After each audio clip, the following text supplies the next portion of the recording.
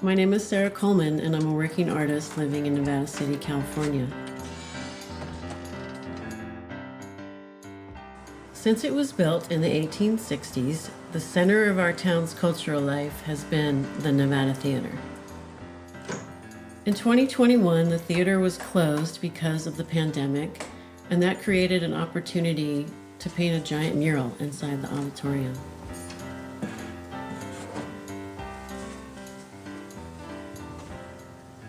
I saw the potential of this project as a real silver lining for our town.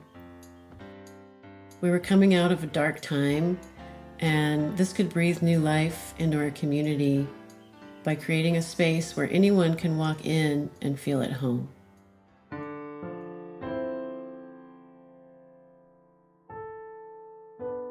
In thinking about how we're all connected, past, present, and future, I wanted to bring in the notion of the origin of life, in terms of how did we all get here.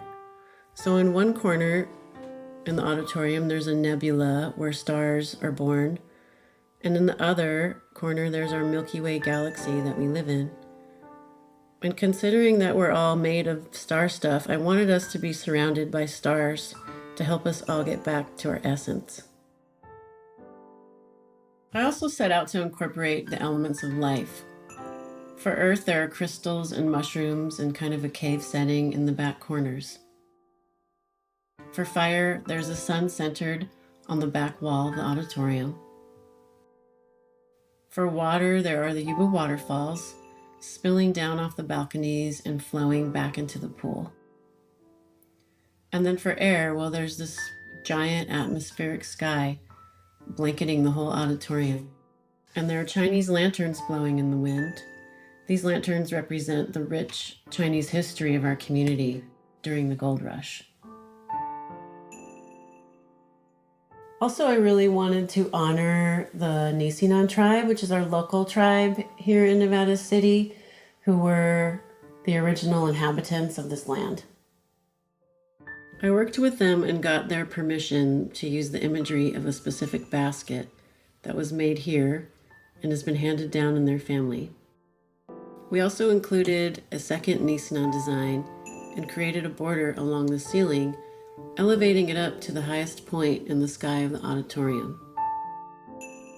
I wanted very specific flora and fauna that are found right here in Nevada City.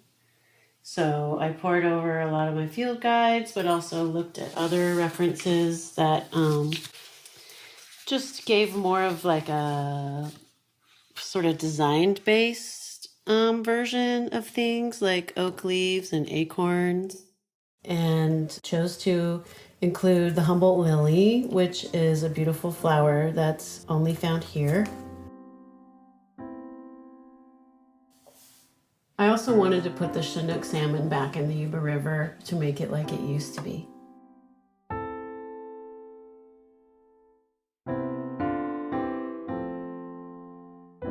This is a mural about place. I decided I wanted to incorporate the history of the theater, which had gained some Art Deco elements during one of its early renovations. The bold colors and geometric shapes, I think, add energy and mood to the auditorium. Because there's a really high ceiling, if I wanted to make long, elegant Art Deco trees reaching up to the heavens, it didn't leave a lot of room for clouds. And I definitely wanted there to be some clouds and some drama in the sky, so I combined the two and made the clouds in the trees. Given the size of this project, I reached out to local artists Brianna French and Miles Tolan and asked them to come work with me. But before we could get started, there was a lot of work that needed to be done, prepping the walls and the ceiling, which meant we needed scaffolding. We had a giant, amazing system that was set up in the main space of the auditorium, creating 3 levels. On top of that, an entire floor was built about 6 feet from the ceiling, which is about 35 feet high. This allowed us to reach all the high areas and get up close to the work. It was really physical. We all got a good workout.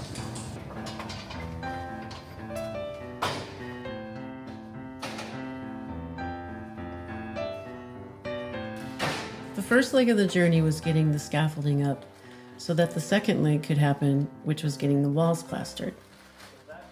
And then that was to create a better surface for us to paint on. We got all the walls plastered, and then it came time for the paint. In terms of color, I knew that I wanted it to be dark, like nighttime. But it couldn't be black because the stage is black. So it needed to be lighter than black, but have some vibrancy going on.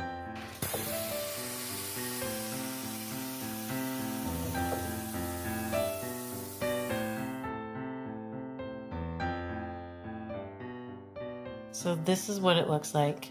The pencil, some tracing paper, light table, and then for this mural, we used a projector, which wasn't a perfect solution, but it worked. It worked for putting a large drawing on the wall and keeping the perspective. We had a lot of scaffolding in the way, and it just felt like it was kind of the most foolproof way to keep things consistent.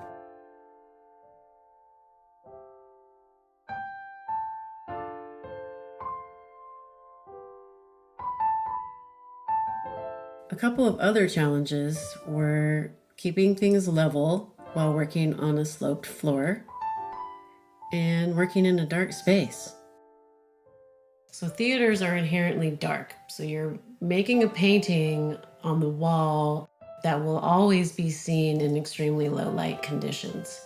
However, you need to put some light on the wall so you can see what you're doing. There's definitely a dance we had to do with lighting the wall so we could make our mark and put the imagery up, and then turn off the light and realize what this would actually look like when the house lights were on. And that's why we chose to do a lot of outlining in this mural and giving things like glowing outlines to help them sort of pop off of the otherwise dark walls.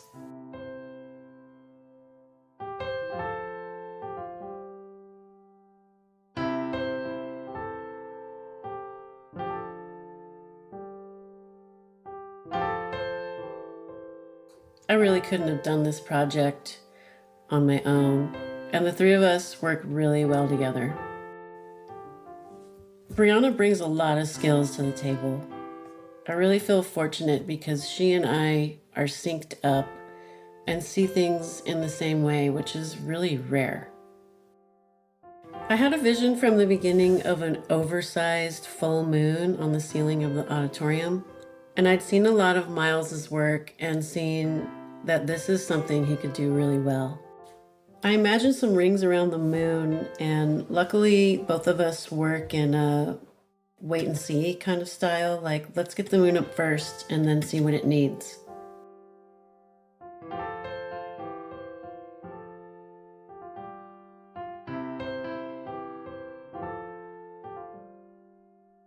This mural is not about me, it's about here.